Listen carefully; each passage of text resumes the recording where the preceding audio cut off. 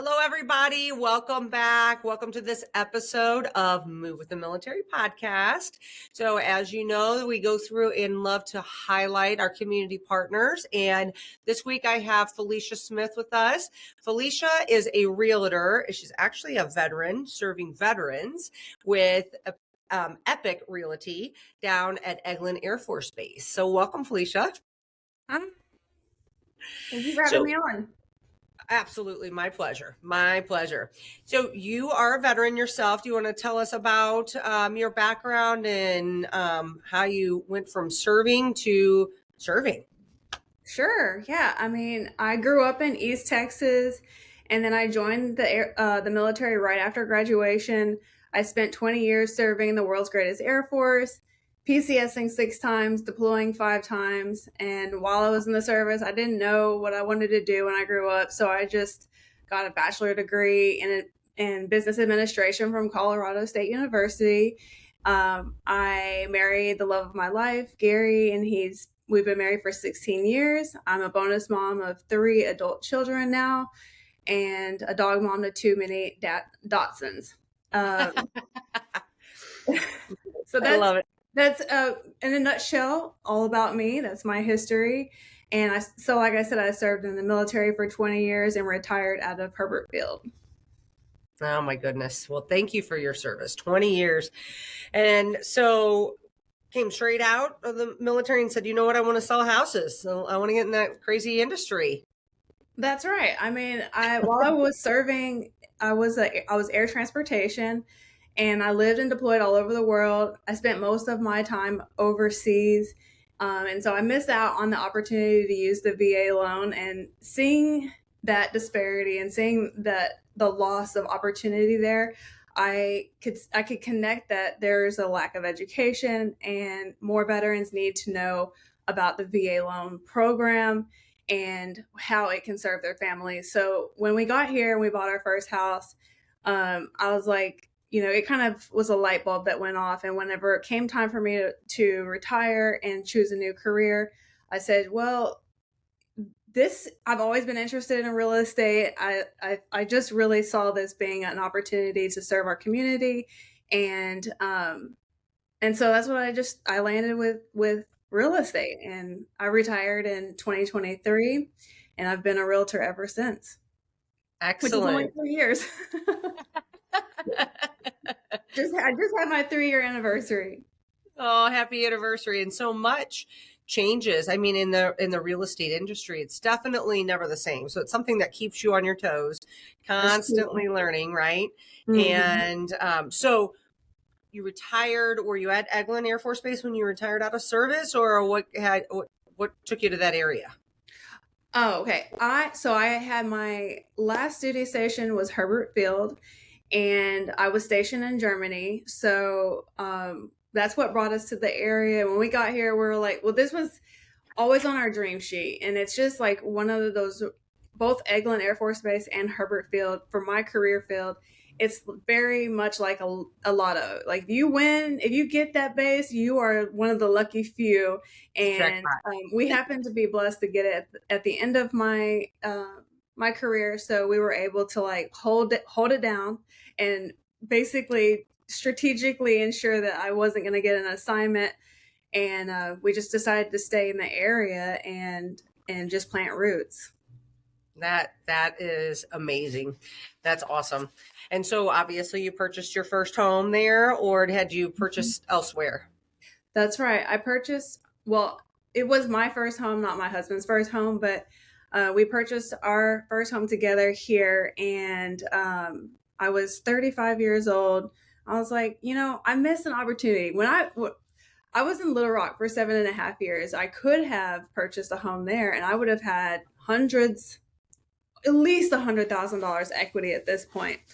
But probably more like over $200,000 equity if I would have bought then. But I just was not mentored, and so that just all of this, my life experience up to this point has like really motivated me to be of service to other veterans. Because let's be real, like I don't know, the military obligation, if you've served, like you got a lot of things going on. You are leading your troops, you're trying to mentor them in their careers and going to commanders calls and PT and deployments and all these things, upgrade training, military education. Oh, don't forget your higher education as well.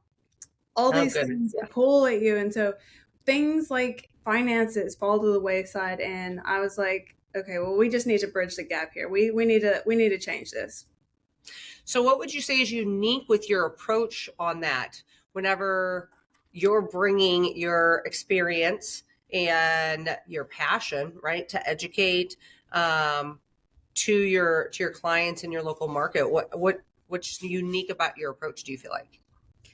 Well, I do feel that because I've walked in their shoes, I can relate, and I can speak to their struggles and their pain points. I know what it's like to PCS with short notice. I know what it's like to PCS with more notice, and with the family and pets and all these things. It's very, very stressful. And so, like, when it comes time for me to work with a client, I try to alleviate as much of that stress as possible for them.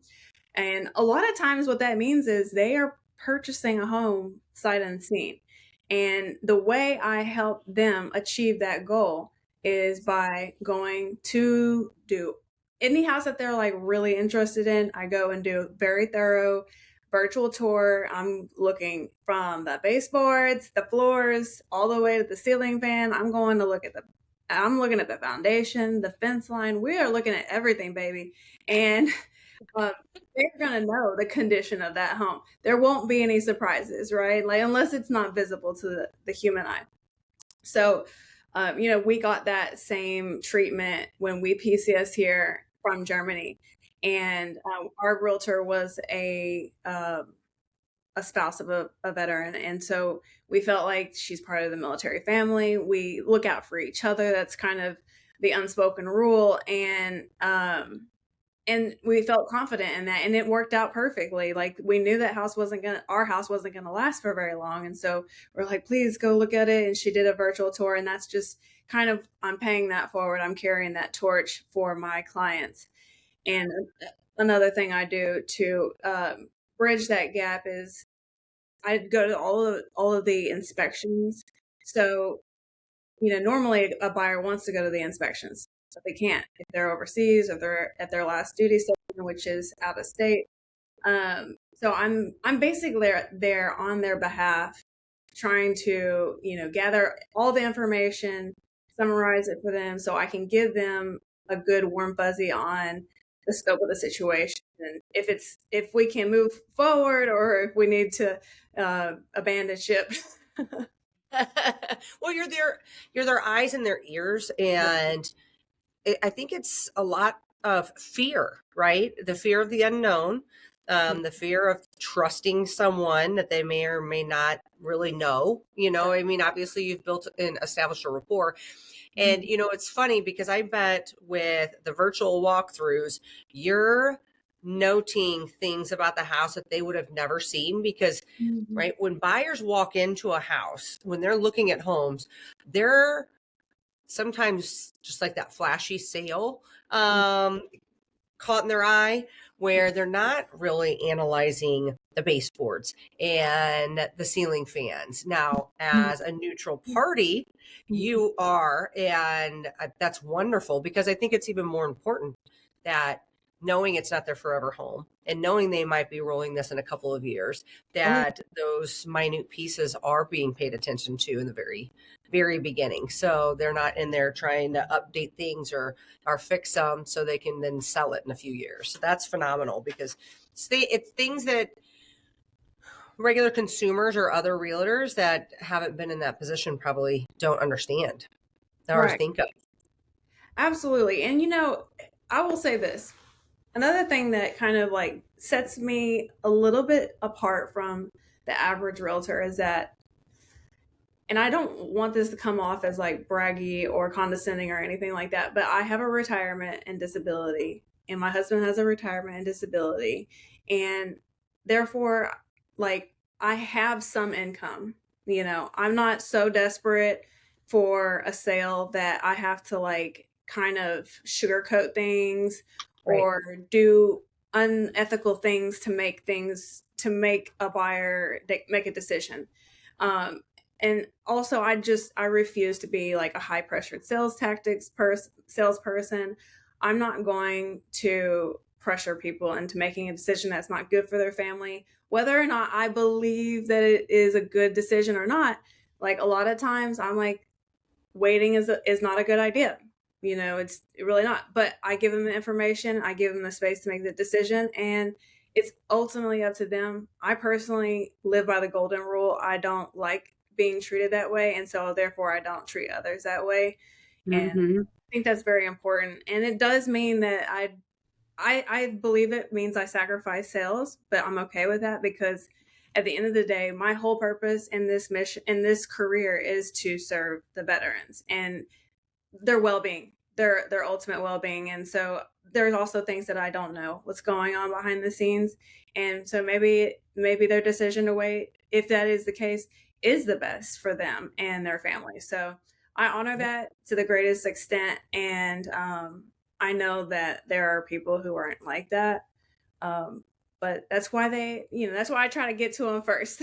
That's why you should call Felicia. Yeah, that's right. Uh, yeah. So PCS 6 times overseas. That in itself has to be an interesting transition. So, what advice would you have for military families that are PCSing? Because by the time that this publishes, which I mean it won't be very long. However, we're getting ready to roll into PCS season. What's just some advice that you would like to pay forward? Ooh, that's a good one. Well, definitely reaching out to an agent right away is the key, in my opinion. And if you don't know who to reach out to, I am affiliated with the Homes for Heroes program and, well, the organization, and they are incredible. Like they not only do they give us an opportunity as realtors to give back to our clients.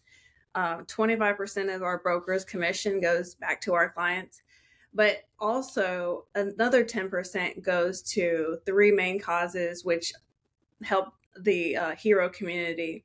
And it helps for housing crisis, disaster relief, health, and family. The point I'm trying to make is that um, even though I may not be in the area they're going, I can connect them with an agent. I Right. can reach out to one of my agent partners in the location that they're looking, and I can vet them and make sure that they're a good fit for their family. Because usually, the way I do it is like I don't care if I'm going to be serving them. I want all veterans to be served with the best care possible. And so even if it means that I am doing legwork to like find people an agent and it doesn't financially benefit me whatsoever, I at least know that they're getting taken care of. And really important to know that you have somebody you can trust who is going to do right by you. And getting that process started early is best because then you're not scrambling and making rash decisions that you shouldn't make. Right. Absolutely. And that's scary. I mean, it's scary enough that you're going into a new area that you know nothing about. And that, the trust factor, it's no doubt that you're leery with regards to what people have to say and the advice that's out there. And, no doubt that is some of the reason why younger active duty military members just shy away from purchasing altogether sometimes because the information overload and it's like, I don't know who to listen to. And it's hard, and having a good network, like you said, being part of Homes for Heroes, amazing, such an amazing organization.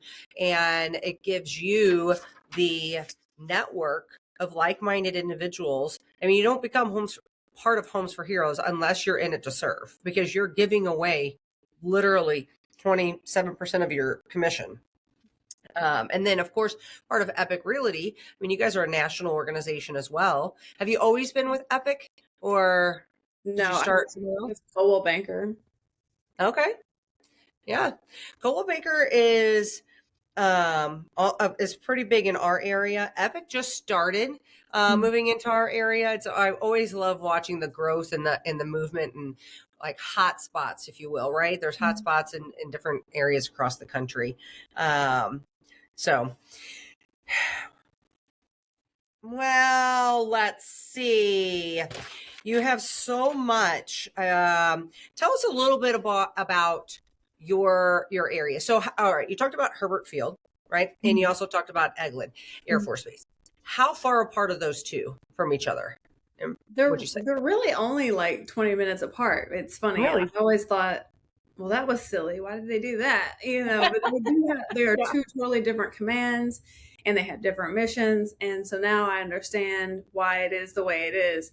But because of these two bases, you have well, and that's not even it. There's Duke Field, there's 7th Special Forces Group, there's Pensacola NAS, there's Whiting Field that's over by Pensacola, there's Corey Station.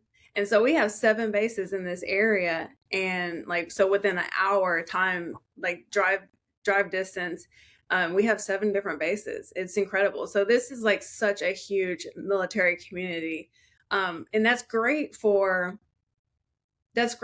turnover, real estate turnover. You're constantly seeing rentals becoming available, homes for sale constantly, and that creates an opportunity for buyers. Honestly, like think about. I try to explain. I try to educate and encourage my clients on building wealth through real estate and using the VA loan. To do that, they can use the VA loan more than once. They can hold more than one VA loan at the same time, as long as they have entitlement remaining. And you can essentially house hack by using the VA loan. You have to be strategic. You have to plan it out so that you live in it as your primary residence for at least a year. But I try to educate my buyers in that, because I think that a lot of people have this mindset that debt is bad and it's dangerous and all this other stuff, and of course there's just not enough information available. I think, or they're just not mentored properly on the use of the VA loan. And so, just the opportunity to have a rental, buy a home. If you don't want to sell it when you PCS, you can rent it out, or you can sell it. You have options. But the very important key that I do try to emphasize is that with the military cycles, PCS cycles are like 4 years, and really that's like, you may walk away with a profit at 4 years. You're probably going to walk away with a profit at 4 years. At 3 years, you may break even. It's with the current appreciation rate. 3 years is going to be tight. So especially if you bought at the height of COVID. But moving forward, it's just we're appreciating at a slower rate than we've seen. So waiting a year to decide where you want to plant roots or where you want to commit to, it could be detrimental to profits. But if you're committed to renting it out after you get orders, if you get orders right at 4 years, then you're fine. You're safe. It's just, we have to think through these worst case scenarios, and as long as we're aware, then we can move. We can plan accordingly. But yeah, that's the situation with like the market, the local area. It's slow right now, but that creates an opportunity for buyers that won't be around for long if interest rates drop. If interest rates drop drastically, I think we're going to have a surge. We're going to have people coming out the woodwork, and it's going to be one of these, with other buyers, and we don't want competition. Okay. We really don't. No. We want the buyers that have like the pick of the litter, and they can take advantage of the fact that these homes are sitting and sellers are eager to make a deal happen. And so therefore, a lot of times they're able to get their closing costs covered and maybe even an interest rate buy down. So Yeah. this means that they can literally buy a house for less than it would cost them to rent a home. Like in terms of initial cash reserves that are required, Ingested. like Right. deposits and things like that. Well, especially with the Homes for Heroes credit that you get back. I mean, you're almost paying them to move in. But one of the things that I want to really point out that you said that is really interesting, and people need to understand how special it is that you brought that up, is talking specifically about that buyers coming in, and it might take 3 years for 4 years for you to break even. I think so. And so it might not be, depending on how many years they have left at that duty station, in that contract, it might not be the right thing to buy unless, like you said, they're committed to flipping it to a rental, which is a great. But having that conversation, whereas I think so many lenders are like, VA is great, you can buy no money down, you can get a lender credit, and they don't look at the overall picture of that particular consumers, military members situation. Is it really truly such a great thing? If they don't want to rent, we don't want them to be in a spot of being upside down either, right? So you have to kind of look at the trends. You have to be educated. I'm a huge advocate of building wealth through real estate. Do you help your clients with like management of the rental or connecting them with somebody? Because, that's the other thing. You have the fear of just the purchase and the unknown and all of that. So we get them educated, get them comfortable in that process. Now let's really dive into wealth through home ownership. And that is building kind of it doesn't have to be a conglomerate, right? It can be one rental property. It might be two, but then, okay, now what? Now, what do you mean I got to be a landlord? On top of everything else you mentioned before. So, that's another important resource to be able to offer your clients too. Absolutely. And when I got into real estate, I thought that I would get into property management at some point.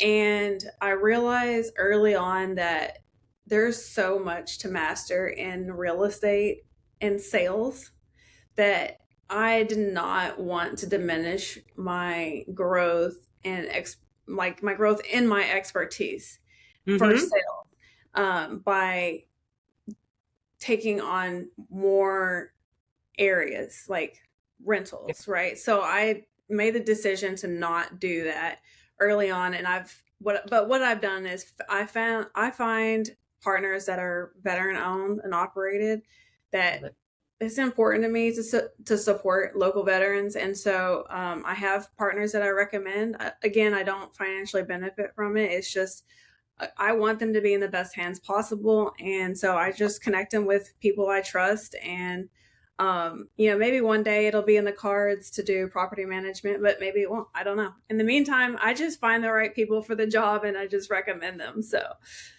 They can also do it themselves if they want. But I know with the military, sometimes that's just not reasonable. So, well, and rather than be a jack of all trades, right? Really niche down into an expertise, and kudos to you, because I think so many do, try to be a jack of all and this big portfolio of different services. But at the end of the day, clients are trusting you with one of the biggest transactions of their life. And it's scary in knowing that that's your focal point. And then you've got experts in those other areas that you can lean on. And then sure, growth happens in business, but we don't have to do it all. That's where the expertise on, and having that network of people. So absolutely love your heart and absolutely love what you're doing down there. I can't wait to come down and visit. Yes, please do. Please do. Yeah. Well, so Felicia, I know we talked about before we got started, we're going to do a couple other segments. And I actually did not realize that there was 7 installations within an hour. So we've got our work cut out for us. We're going to have some really good content and podcasts, because what we want to do next for the listeners is we want to take Felicia's expertise in the different markets that are down there, because it is, like you said, about finding the right community for you and your family also, and doing a little bit of research on that. And so Felicia's going to sit with me, and we're going to talk about some of the different communities that surround all of those different military bases, and kind of dive into them a little bit, and the pros and cons of, why maybe a family would like one community over a single individual, or, I don't know. And I'm spitballing, so I'm not holding you to any of this, but maybe one area is better for retention of a property and renting it out, and another is better for a sell and a flip. So definitely look forward to that.